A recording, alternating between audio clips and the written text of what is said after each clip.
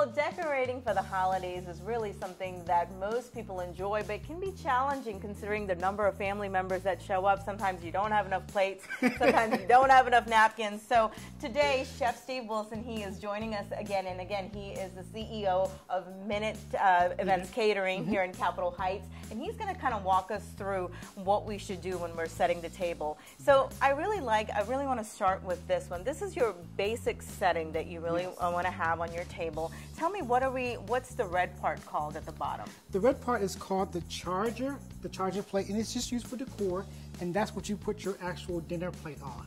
Okay, and I see that you have like a dinner plate and then you have a salad plate at the top. Yes. Okay, yes. And tell me about the silverware. Okay, so actually the silverware, as you all know, you know, your basic table setting is a fork and a knife. You don't always have to have a spoon, but if you have soup, you can use a spoon.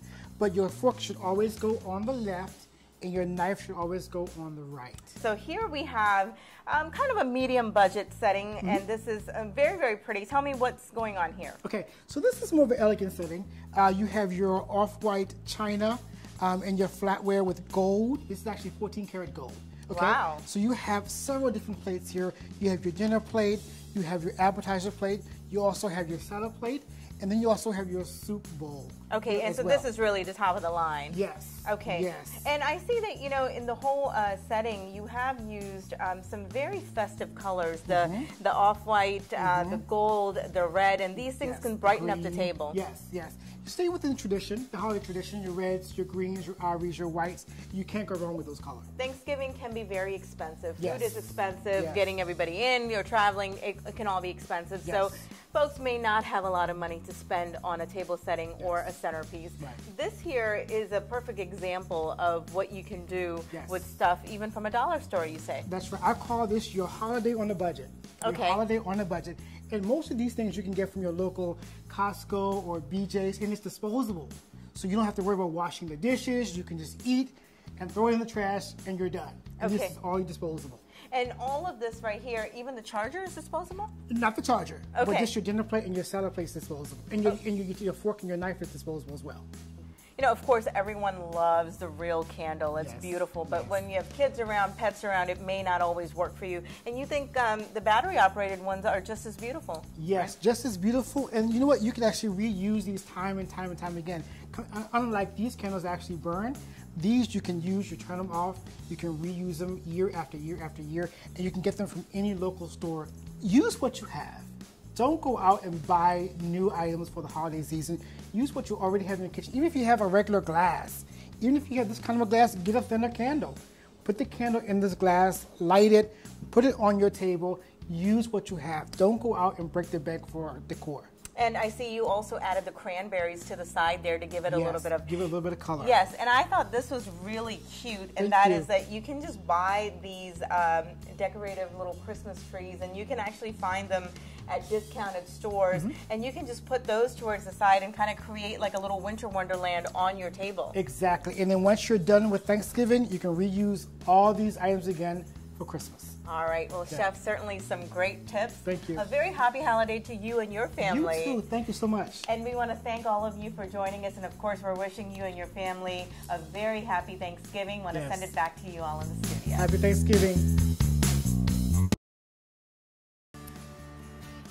Well, Thanksgiving can be a stressful time because there's a lot to do and there's not enough time, but we're going to make it a little bit easy for you. I'm being joined now by Chef Stephen Wilson, and he's with Minute Events Catering. Yes. And Chef, this is the time that everybody wants to cook and they really want to make everything look pretty, but sometimes time is a constraint. So the first thing we really want to talk about is carving a turkey. Now, most folks don't do this on a daily basis. They do it once a year. So what's the best way to do it? Well, the best way to carve a turkey is, of course, take off the entire breast. That's the first thing that we do. And it's very easy to do. All you do is start from the top. And you grip it really firmly, and you slice the top this way, and you go down till you kind of feel the bone. Okay. And I see you're really getting in there. Yes, and then you start from the bottom, because what you're trying to do is take off the entire breastplate. So you start from the bottom here, and you slice this going this direction. Okay. And then once it meets in the middle, okay, you kind of feel it Once it meets, once you feel the bone. once you feel the bone, and then once you feel it, and then you can slowly take off the entire breast. Just slice it widthwise, not lengthwise. Because if you slice it this way, it becomes kind of dry. You slice it widthwise. Okay, to kind of keep some of that moisture in Keep there. it moisture in, and then everybody gets, of course, the best part of the turkey is the skin. So if you slice it this direction, everyone at the table gets a piece of the skin. So Chef, we're looking at some roasted red potatoes right now, and this can be a great alternative to mashed potatoes. Yes, and a lot healthier than mashed potatoes because it's potatoes with a little bit of olive oil, kosher salt, a little black pepper, and little fennel seeds, and all you do is roast them in the oven. There's no butter, so it's really low in cholesterol, and it's really easy to make. You can actually slice the potatoes the day before, put them in the refrigerator in some cold water, and then you're all ready for Thanksgiving Day. The next thing we're going to talk about is the mac and cheese. And of Yes. course, everybody in their family has a mac and cheese recipe, or there's one that they really, really like. And you have one over here. Tell me about yours. Well, this is actually a 3-cheese macaroni and cheese, and it's creamy the way mac and cheese should be. And basically, it is the elbow noodles. And I cheat. I kind of use Velveeta, which I love Velveeta, and I use Monterey Jack cheese, and I use sharp cheddar cheese.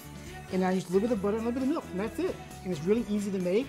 All you do is, like, as you know, you boil your noodles according to the package instructions, and then you add your cheese and your milk and a little bit of kosher salt and make a little roux, so to speak. And you add your pasta, and that's it. You're done. Rather than having a traditional apple pie, you've actually baked the apple and created a crust at the top, and it's Correct. very, very creative. Tell me about this. Okay, so this is actually an apple pie. So this, you start out with a Granny Smith apple, Okay. and you just cut off the top. Okay. And you take the filling out, and you cook the filling as you would normally cook an apple pie filling, and then you stuff it back in the apple, and the crust is actually, you just slice it very thinly and place it on top and put it back in the oven. Now, how do you take the filling out? I use the ice cream scoop. Okay. Or you can use a regular spoon, but I prefer to use the ice cream scoop and just basically go around the inside. Be very careful not to get too close to the edges, because when you start to cook it, it shrinks. So almost like you would stuff like a green pepper, Exactly. like a bell pepper. Exactly. You're stuffing the inside of the apple Yes. with the stuffing that you just took out. Exactly. And how did you create this crust at the top? So a normal pie shell, a 9-inch pie shell, and I just lay it out flat, and I just cut it in strips, and it's basically just lattice it on top.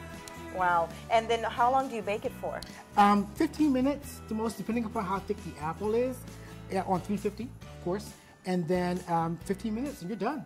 And so, of course, you have already, at this point, cooked the filling separately. Yes. And then once you put the filling back into the apple, that's when you're putting it for another 15 minutes at what, 350? At 350, and that's basically just to get the crust to brown. Okay. That's all you're doing. All right. Well, certainly some great tips. Thank we you. want to thank Chef Steve Wilson for helping us kind of get through this stressful time. So hopefully a lot of the tips that we've offered will help you and your family. And for CTV News, I'm Sonia Srivastava. I want to send it back to you all in the studio.